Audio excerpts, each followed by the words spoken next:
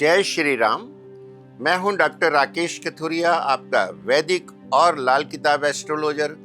आज हम चर्चा करेंगे शनिदेव जी की। शनिदेव जी कर्म फल दाता हैं, आपके कर्मों का लेखा जोखा रखते हैं, ब्रह्मांड के महान न्यायाधीश हैं और ये मकर और कुंभ राशि के स्वामी हैं और ये मार्गी गति से चलते हैं, वक्र गति से भी चलते हैं। समय समय पे एक राशि में ये 2.5 साल तक परिक्रमा करते हैं और पूरे भचक्र 12 राशियों का जो है ये 30 साल में पूरा भ्रमण करते हैं और हर समय 3 राशियों पे शनि जी की 7.5 होती है और 2 राशियों पे ढैया होती है। वर्तमान में कुंभ, मीन और मेष राशि पे शनि जी की 7.5 चल रही है और सिंह, धनु राशि पे शनि जी की ढैया चल रही है। शनि देव जी वक्र गति से चल रहे थे, लेकिन ये 28 नवंबर को मार्गी हो जाएंगे। तो पहले तो हम ये समझेंगे कि वक्र गति होती क्या है। वक्र का मतलब होता है रिवर्स, पीछे आना, यानी ग्रह उल्टा चलने लग जाता है। एक्चुअली में ये उल्टा चलते नहीं है, ऐसा प्रतीत होता है। जैसे कि मैं उदाहरण देता हूँ, बॉम्बे में लोकल ट्रेन्स चलती हैं। एक फास्ट ट्रैक होता है, एक स्लो ट्रैक होता है।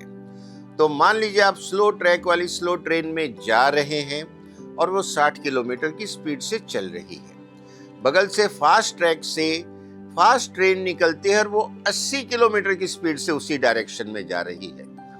तो आपको फील होगा कि वो बहुत कम स्पीड से चल रही है, क्योंकि 60 पे आप हैं, 80 पे वो है।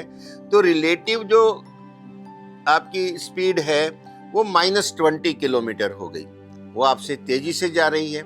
तो वो उसकी तरफ अगर आप देखेंगे तो आपको लगेगा कि आप पीछे जा रहे हैं, क्योंकि वो आपसे तेज गति से आगे जा रही है। तो आपको लगेगा कि आप रिवर्स जा रहे हैं, यही वक्र गति है। जबकि आप रिवर्स जा नहीं रहे हैं, आप उससे कम स्पीड पे हो गए हैं। इससे आपको कंपैरिजन में लगता है, इसको बोलते हैं फ्रेम ऑफ रेफरेंस, आपको कहां से देखा जा रहा है। तो ये होती है वक्र गति। लेकिन जब ग्रहों की वक्र गति होती है तो उनके जो प्रभाव हैं वो कम हो जाते हैं और उनके दुष्प्रभाव बढ़ जाते हैं। तो अब तक ये शनि जी की वक्र गति के कारण जो 3 राशियां कुंभ, मीन और मेष 7.5 में हैं, उनके ऊपर जो दुष्प्रभाव बढ़े हुए थे, उसी तरह सिंह राशि और धनु राशि पे भी ढैया होने के कारण दुष्प्रभाव बढ़े हुए थे।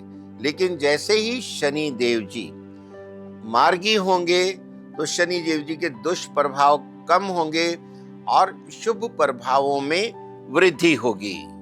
और ये जो खुशखबरी है खास करके लिए जिनके 7.5 और ढैया है उनके लिए है। लेकिन जो अन्य राशियां हैं जैसे वृषभ राशि, उनके लिए भी ये बहुत अच्छी खबर है, क्योंकि लाभ स्थान में जो पीछे जा रहे थे, लाभ में कमी हो रही थी, अब आगे बढ़ेंगे तो आपके लाभ में वृद्धि होगी, आपके कारोबार में वृद्धि होगी। और उसी तरह अगर हम देखें मिथुन राशि के 10वें भाव में शनि देव जी विचरण कर रहे हैं, तो 10वां भाव कर्मों का भाव है, उसमें भी शुभ प्रभावों में वृद्धि होगी, कारोबार में वृद्धि होगी।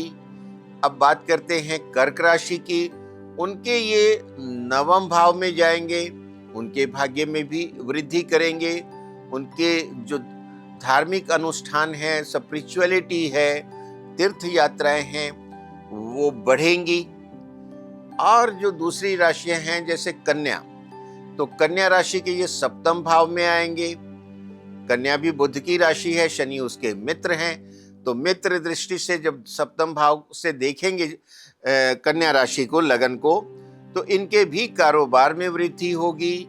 इनके जो है भूमि, भवन, वाहन के मामलों में वृद्धि होगी। कोई नई भूमि खरीदना चाहते हैं वो खरीद सकते हैं। भूमि से संबंधित कोई समस्या थी उसका समाधान हो जाएगा। माता का स्वास्थ्य ठीक नहीं था तो अब जो है इलाज काम करने लगेंगे और माता के स्वास्थ्य में सुधार होगा। अब छठे भाव में आएंगे ये तुला राशि के। तुला राशि वालों के लिए भी ये बड़ा शुभ फल देने वाले हैं। वृश्चिक राशि के पंचम भाव में आएंगे। मार्गी होने के कारण इनका जो पंचम भाव से संबंधित है, जैसे संतान की प्राप्ति और कोई परीक्षा है, प्रतियोगिता है, उसमें सफलता मिलेगी। संतान से संबंधित कोई समस्या है, उसका समाधान मिलेगा। और तृतीय भाव में मकर राशि के चल रहे हैं, उनकी भी सफलताओं में वृद्धि होगी। भाई बहनों से संबंध अच्छे होंगे, उनके भाग्य में वृद्धि होगी। उनकी विदेश यात्राएं हो सकती हैं, कोई वीज़ा रुका है वो क्लियर हो सकता है। तो इस तरह हम देखते हैं कि जिनकी ढैया साढ़े सती उनको भी रिलीफ है। दूसरी राशियों के लिए भी जो लाभ है, सफलताएं हैं, वो शनि जी के मार्गी होने से बढ़ेंगी। और शुभ फलों की प्राप्ति के लिए आप हनुमान चालीसा पढ़ते रहें, पीपल वृक्ष को जल देते रहें और गरीबों की सेवा करते रहें। चींटियों को आटा चीनी मिक्स करके डालते रहें। उससे आपके जो रुकावटें हैं वो दूर होंगी और सफलताओं में बहुत वृद्धि होगी। जय श्री राम।